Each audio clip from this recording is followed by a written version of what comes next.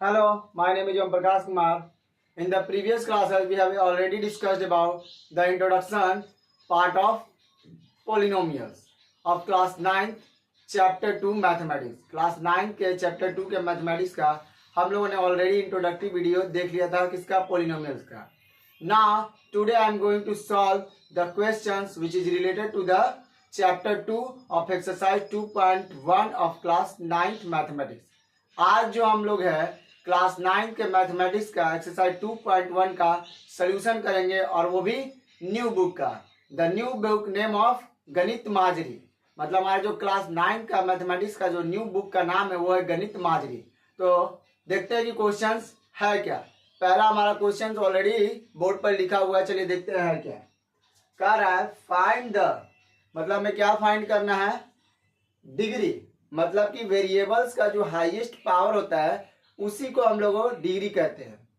Of the following polynomials, मतलब हमारा polynomials नीचे दिया गया है. क्वेश्चन फर्स्ट में आप देख सकते हैं टोटल 4 क्वेश्चंस है और उन क्वेश्चंस के अकॉर्डिंग हमें बताना है कि डिग्री क्या है उनका. तो चलिए देखते हैं. अगर हम बात करें पहला का, तो पहला क्वेश्चन में इन सभी में वेरिएबल्स किसका ज्यादा है, 2 है. यानी x का सबसे ज्यादा पावर कितना है, 2 है.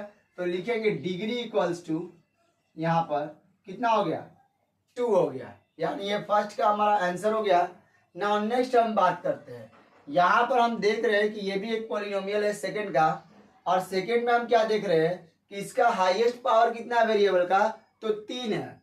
तो इसीलिए यहाँ हमारा क्या हो जाएगा, डिग्री कितना हुआ, 3 हुआ. अब इस क्वेश्चन में देखिए यहाँ पर हमारा कुछ नहीं लिखा हुआ है. तो आपको पता होगा कि 9 इंटू एक्स पावर हम 0 लिख सकते हैं, क्योंकि इस एक्स पावर 0 का वैल्यू क्या होता है, 1 होता है. तो चूंकि हम मल्टीप्लाई करेंगे तो हमारा माइनस क्या हो जाएगा, 9 मिल जाएगा. तो इसीलिए हम बोल सकते हैं कि -9 के साथ हमारा क्या लगा हुआ है, एक्स पावर 0. तो इसीलिए इसका डिग्री कितना हो जाएगा, 0 हो जाएगा. आई होप कि आपको यहाँ पर समझ में आ रहा होगा. अब आगे देखिए फोर्थ में क्या कहा है, 4z-3 है. तो यहाँ तो वेरिएबल सिर्फ z है, तो z पर हम देख रहे हैं कुछ पावर नहीं है. लेकिन जब भी कुछ पावर नहीं है तो वहां पर क्या होता है, पावर 1 हाइड होता है. तो यहाँ पर हमारा डिग्री कितना हो जाएगा, अगर हम इस इक्वेशन की अगर बात करें यानी इस पॉलिनोमियल की बात करें तो 1 हो गया. आई होप कि आपको पहला वाला में सोल्यूशन में कुछ भी दिक्कत नहीं होगा. चलिए नेक्स्ट क्वेश्चन देखते हैं. सेकंड क्या कर रहा है, कह रहा है कि right the polynomials of degree 1, 2 and 3. मतलब कि हमें करना क्या है, हमें एक पॉलिनोमियल्स लिखने हैं. किसका यूज करके, एक डिग्री 1 का, एक डिग्री 2 का और एक डिग्री 3 का. तो हम अपने अकॉर्डिंग कुछ भी लिख सकते हैं, ये हमारा आंसर मैच करेगा नहीं, ये चीज ध्यान दीजिएगा, क्योंकि इसको हमको एग्जाम्पल लिखना है. तो अगर हम बात करें फर्स्ट का, किसका, फर्स्ट डिग्री का, तो हम लिख सकते हैं 4x + 5 हो गया. यहाँ पर डिग्री 1 की बात की है. फिर हम बात करते हैं सेकेंड डिग्री का, यानी इसकी बात करेंगे. तो यहाँ पर वेरिएबल का पावर कितना लेना है, 2 लेना है. तो हम लिख सकते हैं 4y² - 6, और इसको चाहे तो आप ये भी बढ़ा सकते हैं 6y + 9. इसको ऐसे भी लिख सकते हैं. तो ये हमारा कितना हो गया, डिग्री सेकेंड वाला हुआ. थर्ड क्या कर रहा है, क्यूबिक, यानी कि पावर 3 का.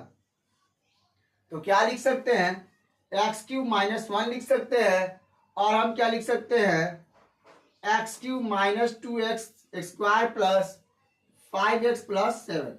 ये भी हम लिख सकते हैं.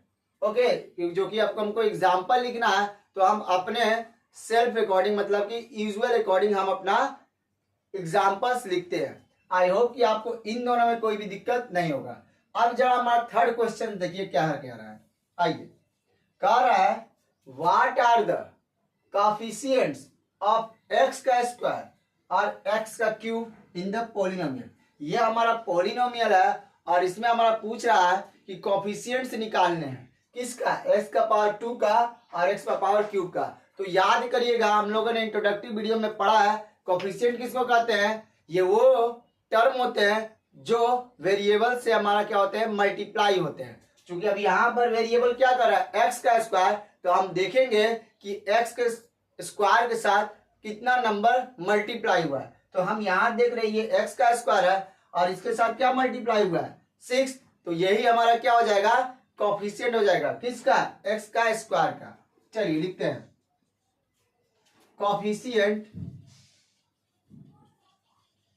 कोफिशिएंट ऑफ एक्स का स्क्वायर कितना हो गया 6। अब यहां पर देखिए क्या लिखा हुआ है एक्स क्यूब। अब वेरिएबल एक्स क्यूब हम देख रहे हैं तो ये है हमारा, और इसके साथ मल्टीप्लाई क्या हुआ है 3 हुआ है, लेकिन इसके साथ क्या लगा हुआ है -3 लगा हुआ है। क्योंकि यहाँ पर प्लस था तो प्लस हमारा हमेशा क्या है, मैंने एक ही बात बोला है वो हिडन होता है, लेकिन यहाँ -3 है तो इसलिए -3 को हम लिखेंगे। यानी अगर हम बात करें कोफिशिएंट ऑफ एक्स का क्यूब तो कितना हो गया -3 हो गया। यानी कि आपको 1 2 3 में सॉल्यूशन में कुछ भी दिक्कत नहीं होगा। हमारे एक्सरसाइज 2.1 में न्यू बुक के किस बुक का, गणित माजरी का। जल्दी से इसका स्क्रीनशॉट लीजिए फिर हम आगे बात करेंगे।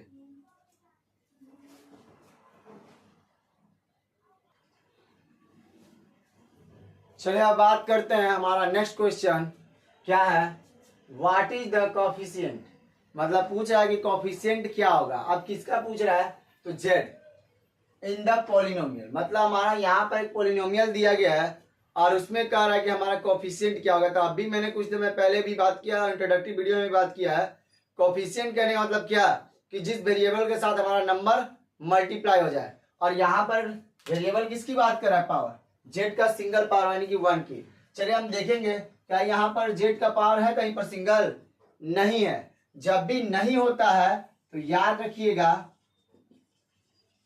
Coefficient of Z. अगर नहीं है वो वेरिएबल तो उसका कोफिशिएंट हम क्या लिखेंगे, 0 लिखेंगे। ओके, आई होप कि आपको समझ में आ गया होगा। अब आप ऐसा क्यों बोलेंगे तो इसी को हम इस तरीके से लिख सकते हैं 4z cube plus 5z square. और हम लोगों ने हमेशा पढ़ा है कि पोलिनोमियल्स को हमेशा हम क्या करते हैं, डिक्रीजिंग ऑर्डर में लिखते हैं। तो यहाँ पर z स्क्वायर है तो यहाँ z लिखेंगे और बीच में क्या लिखेंगे 0 प्लस माइनस कुछ भी हो सकता है, क्योंकि 0 तो क्या होता है हमारा, नादर निगेटिव नॉर पॉजिटिव होता है। हम अपने अकॉर्डिंग काम करते हैं। चलिए आइए -11। तो अब हम बात करें यहाँ पर z देख रहे हैं, इसके साथ क्या लगा हुआ है 0, तो इसीलिए हमारा ये क्या हो गया कोफिशिएंट z का क्या हो गया 0 हो गया। अब आगे बात करते हैं 5th क्वेश्चन में, what is the constant term of the polynomial. अब इसमें पूछा गया हमारा कि कांस्टेंट टर्म यानी कि न्यूमेरिक वैल्यू क्या होगा, यानी कि वेरिएबल के साथ वो मल्टीप्लाई नहीं होना चाहिए, समझ में आया। तो हमारे पास ये पॉलिनोमियल है 9x क्यूब प्लस 5x का स्क्वायर माइनस 8x माइनस 10। तो यही एक नंबर है जो मल्टीप्लाई किसी वेरिएबल के साथ नहीं है। तो हम लिख सकते हैं कि कांस्टेंट टर्म हमारा जो इसमें बनेगा उसका वैल्यू क्या हो जाएगा -10, क्योंकि ये माइनस के साथ लगा हुआ है इसलिए इसको हम क्या करेंगे -10। आई होप कि आपको एक्सरसाइज 2.1 जो न्यू बुक है गणित माजरी में किसी भी तरह का कोई प्रॉब्लम नहीं होगा। स्क्रीनशॉट लीजिए फिर हम आगे बात करते हैं।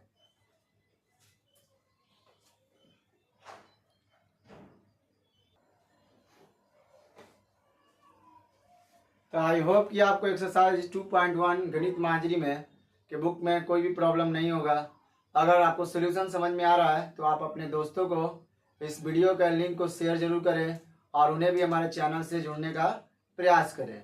आपका ये एफर्ट हमारा लिए बहुत ही यूजफुल होगा ताकि हम फ्यूचर में और भी चीज़ों को इसमें इंक्लूड करेंगे, समझ में आया। तो आई होप आपको बोलने का जरूरत नहीं पड़ेगा। तो आज के लिए बस इतना ही। अगर इससे रिलेटेड कुछ भी प्रॉब्लम हो सोल्यूशन से तो आप हमें कमेंट बॉक्स में पूछ सकते हैं। तब तक के लिए थैंक यू वेरी मच।